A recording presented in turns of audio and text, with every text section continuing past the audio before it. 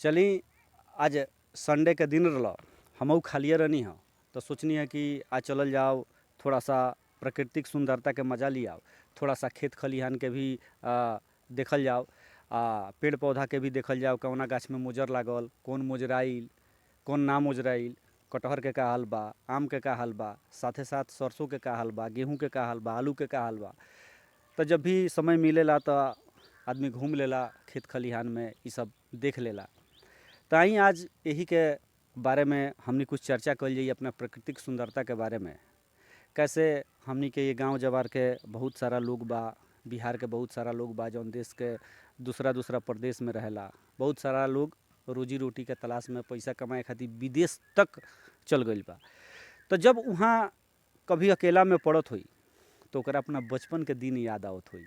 वो दिन याद आवत हुई जब फुलवारी में वो घूमत रहे, टिकोढ़ा बिने खातिर वो फुलवारी में खेलत रहे, चिड़ई चुरुंग के भाषा बोलत रहे। तो उ चीज़ के याद एह बेरा आवेला, जरूर आवेला, में कोनो शक नहीं है। तब ये वीडियो के माध्यम से हम वो सब लोग के दिखावे के चाहतानी कि आज हमनी के प्राकृतिक सुंदरता के का हाल बा, यहाँ के मौसम के का हाल बा, जो बसंत ऋतु बा, ये बसंत ऋतु में पेड़ पौधा के का हाल चाल बा, फसल के का हाल चाल बा, खेत खलिहान के का हाल चाल बा। तो सबसे पहले हम लोग के बता दी कि आम में मोजर आ गइल बा। यहाँ पर बहुत सारा आम के पेड़ बा। खैर कैमरा से तो बहुत दूर तक दिखाई ना दी साफ साफ, लेकिन फिर भी कोशिश करब हम कि रुआ लो ये मोजर के देखी जौन आम के पेड़ में लागल बा। तो यहाँ पर रुआ देख सकतनी है पेड़ के डाढ़ी पर कि कौना तरीका से यहाँ मोजर लागल बा।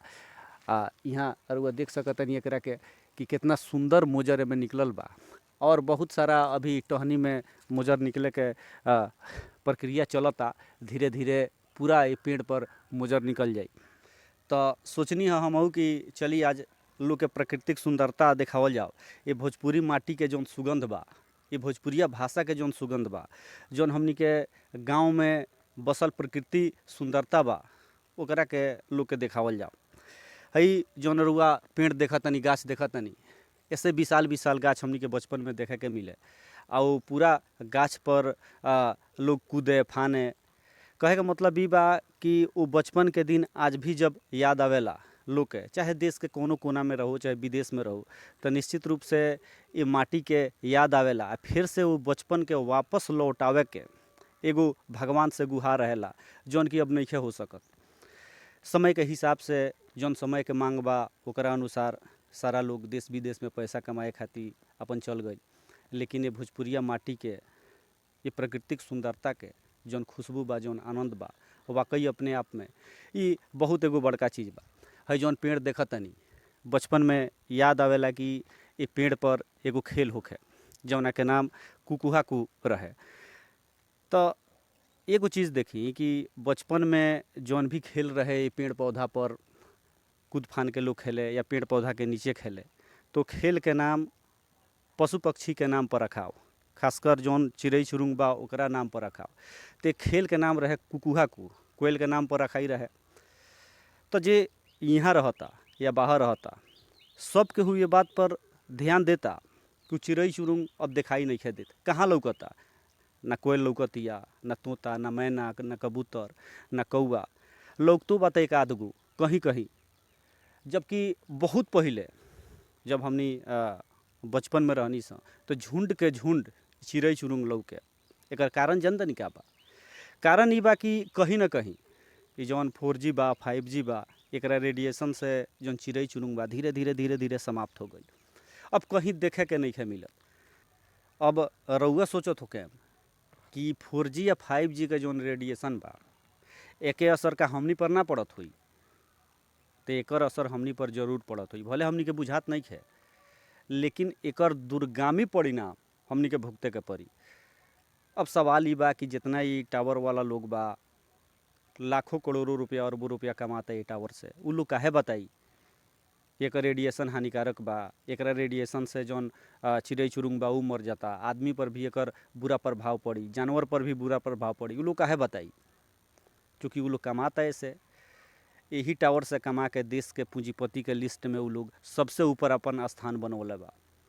तो वो लोग काहे बताई। वो लोग के लगे इतना पैसा हो गई बा कि न्यूज़ चैनल के भी खरीद लेता लोग। अब जौना न्यूज़ चैनल के वो लोग खरीद ली, उ न्यूज़ चैनल कबो समाचार दिखा सकता कि 4G आ 5G के टावर के रेडिएशन से बहुत नुकसान होता, कबो ना दिखाई। तो देखी ई जौन हमनी के प्राकृतिक जौन सुंदरता बा धीरे धीरे इहो समाप्त होता। आधुनिकता के दौर में हमनी इतना आगे बढ़ गई कि अब जौन प्रकृति के प्रति जौन हमनी के प्रेम बा उहो अब धीरे धीरे कम भइल जाता।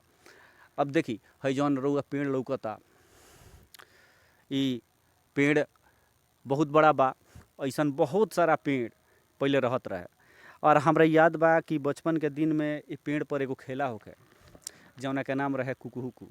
अब ध्यान दिए बात के, वो जौन खेल रहे ओकर नाम रहे कुकुहुकू। वो खेल के नाम कोयल के नाम पर रखाई रहे, यानी कोयल के जौन आवाज़ बा ओकरा नाम पर रखाई रहे। कोयल के जौन आवाज़ ह कुकू, वही नाम पर एक खेल के नाम रखाई रहे कुकुहुकू। खेल बड़ा मज़ेदार रहे। पेड़ पर पूरा दाढ़ी पर, पूरा पेड़ पर लइका एकदम टंगा जासा, हर एक दाढ़ी पर एगो लइका रहे। आ खेल देखी कितना दिलचस्प रहे। नीचा एगो लकड़ी रखल रहे आ गोल एगो घेरा बनाव रहे, ओमे एगो लकड़ी रखल जाओ ओकरा के छुए के रहे। और लकड़ी के छुए खातिर ये पेड़ पर के जितना लइका रहले ये पेड़ पर उछल कूद करस आ पेड़ पर से कूद के आके ओकरा के छुए के रहे। जे नीचा रहे उ इतना एक्टिव रहे, बिजली के जौन बुझाव की करंट लागल बा ओकरा वो स्पीड से उ चारों बगल दाएं बाएं आगे पीछे नाचत रहे एकदम कि कहीं के उ छुए ना। आ कबू कबू तो ऐसा होके कि दोनों पैर के नीचे से ही लइका जाके छू दस। तो जौन जंपिंग होके पेड़ के ऊपर उछल कूद होके, हमरा तो बुझाता कि बंदरों उतना तेज उछल कूद ना करी हैं, उतना मतलब कि एक्टिव होके एक दाढ़ी से दूसरा दाढ़ी पर ना कूदी हैं जितना लइका कूदत रहला। एक दाढ़ी से दूसरा दाढ़ी पर कूदला के बाद कबू कबू ऐसा होके कि हाथ से छूट जाओ दाढ़ी, धड़ाम जन नीचे गिर जाओ लो, ओकरा बादो कुछ ना होके फिर झाड़ झूर के फिर तैयार बालू, फिर खेला शुरू बा।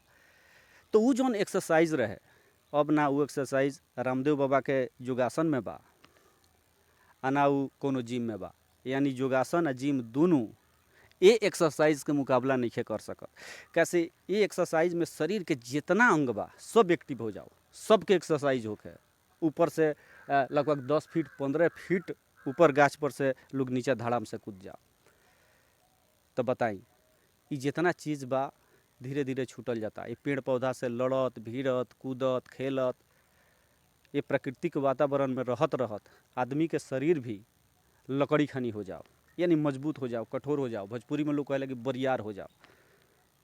अब तो समस्या ऐसन बा कि जौन हमनी के ई वर्तमान पीढ़ी बा एमे लइका चलत रहे आ ठेस लागल गिर गईले, हड्डी गुड्डी छटक जाता, हॉस्पिटल में जाए के पड़ता। लेकिन ओह बेरा ई बात ना रहे, कैसे शरीर बहुत मजबूत हो जाओ। तो जहाँ तले सवाल बा ई प्राकृतिक सुंदरता के, निश्चित रूप से जे हमनी के ई गाँव जवार छोड़ के बाहर रहता, ये खेत खलिहान के देख नहीं खे पावत अपना आँख से। ये बसंत ऋतु के आगमन पर जौन प्रकृति के सुंदरता बा उ ओकरा नइखे लौकत, नइखे दिखाई देत। ई आम के जौन मुजर के सुगंध बा, महक बा, ओकर आनंद नइखे ले सकत। तो हमार प्रयास इहे रहल कि वीडियो के माध्यम से जौन प्राकृतिक सुंदरता बा गाँव के उ देखे के मिलो, सुने के मिलो, थोड़ा सा याद जरूर आवे अपना बचपन के कि बचपन के दिन में केतिया फुलवारी में जाई स आम के जौन टिकोड़ा बा उ बिनाव, हर आदमी के पॉकेट में ब्लेड रहो, नमक रहो, भुजिया बनो। तो उ चीज़ के आज भी याद आवेला, जरूर आवेला, एमे कोनो शक नहीं है। सतुआ के समय में जब सनाई आ जब टिकोड़ा के चटनी बनी तो ओकर जौन सुगंध बा उ माहौल में इतना घुल मिल जाई कि जकरा ना खाए के मन करी उहो थोड़ा सा ई सतुआ आ चटनी खाई आ सतुआ चटनी खा के पूरा मजबूती के साथ खेत में काम करी, चाहे जहाँ भी अपन जौन भी मेहनत के काम बा करी। अब तो पिज़्ज़ा बर्गर खा के तमाम प्रकार के रोग लोग ले लेता, खासकर लइका लोग। बचपने में लीवर में सूजन हो जाता, लीवर में पानी हो जाता, तरह तरह के पेट संबंधी बीमारी होता। कारण ई बा कि जौन सतुआ रहे, चटनी रहे, एमे ना तेल बा, ना मसाला बा, सूखा भोजन बा, तब पाचन तंत्र बहुत मजबूत होके बहुत बरियार रहे। तो जैसे जैसे हमनी आधुनिकता के दौर में आगे भागत गईनी, हमनी के प्रकृति के पीछे छोड़त गईनी आ संगे संगे ओकरा के नुकसान भी पहुँचैनी, जौना के खामियाजा आवे वाला समय में हमनी के जरूर भुगते के पड़ी। विज्ञान भी ये चीज़ के मानता कि जब प्रकृति में चिड़ै चुरुंग जीव जंतु के कमी होखे लगी, हमनी के जौन आहार श्रृंखला बा एमे से एको गो जीव जंतु या पशु पक्षी अगर कम होता तब प्रकृति पर एकर बुरा प्रभाव पड़ी। तो ये लिहाज से देखल जाओ तो बहुत ही सोचनीय विषय बा, पर सोचे के चाही कि आखिर ये जौन पशु पक्षी बा चिड़ै चुरुंग बा एकर संख्या दिन प्रतिदिन कम काहे होता। देखी अब हमनी पहुँचल बानी गेहूं के खेत में, और वह देख सकतनी कि गेहूं के बाल बहुत बढ़िया यहाँ निकलल बा। अभी तक गेहूं के पौधा मतलब कि हरियर बा, धीरे धीरे सुनहरा हुई, जैसे जैसे पछुआहट के गति बा तेज हुई वैसे वैसे ही पाकत जाई। अब पकला के बाद कटाई और ओकरा बाद दमैला के बाद घर में जाई। तो ये पूरा क्षेत्र के रुआ देख सकतनी काफ़ी खूबसूरत दिखाई देता। बसंत ऋतु में वैसे भी पृथ्वी जौन बा सज के दुल्हन के समान हो जाले हमनी के, खासकर भारत में। यहाँ रुआ एगो और चीज़ रुआ के देखावत तनी कि यहाँ पर कुछ और भी चीज़ बा जौन की रुआ देखे लायक बा। सामने रुआ देख सकतनी कि काफ़ी ताड़ के पेड़ यहाँ पर रुआ लौकत हुई। तो ताड़ के पेड़ से याद आवता कि एकर रस पिए खातिर खासकर हमनी के यूपी बिहार के लोग बड़ा पसंद करला ये रस के। जब चैत बैसाख के समय आवेला तो लोग बाहर से ये रस के पिए खातिर यहाँ आवेला। बाकी सब जितना सामान बा भले ही ओकर क्रेज कम हो गई, लेकिन एकर क्रेज अभी भी उतने बा जितना पहले रहे। भले पेड़ के संख्या कम भइल जाता, लेकिन फिर भी ये रस के पिए वाला लोग के संख्या में कमी नहीं है, बल्कि बढ़ते जाता।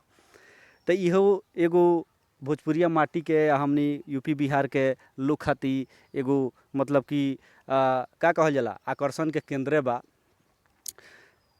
तो अगर रउआ लोग के वीडियो बढ़िया लागल होखे तो रउआ लोग लाइक करी, कमेंट करी, बताई हमरा के कि चली भोजपुरिया ये जौन माटी बा, चाहे बिहार के माटी बा, चाहे गांव के ये जौन मिट्टी बा, एकर सुगंध जौन बा रउआ लोग के लगे पहुँचावल जाता।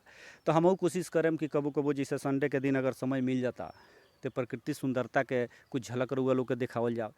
ये प्रकृति से जुड़ल कुछ ऐसा मुद्दा बा जौन पर चर्चा होखे। जैसे फागुन के मौसम आ गई बा, फागुन के मौसम में फगुआ भी होला, चैता भी होला। तो जब पहले चैता फगुआ होत रहला ओमे बहुत आनंद रहत रहला। जौन भी गाना हुई ओमे गेहूं के, सरसों के, चिड़ै चुरुंग के बात जरूर रही, ओकर कहानी जरूर रही। लेकिन आज जौन फगुआ चैता के जौन गाना होता अश्लीलता फुहड़पन छोड़ के ओमे दोसर कुछ हइले नहीं है। और वो का देखे ओमे बस अश्लीलता फुहड़पन बढ़ले बा ओमे। तो चलिए उम्मीद के संगे कि रउआ ये वीडियो अच्छा लागल हुई। हम रउआ से विदा लेतानी। धन्यवाद।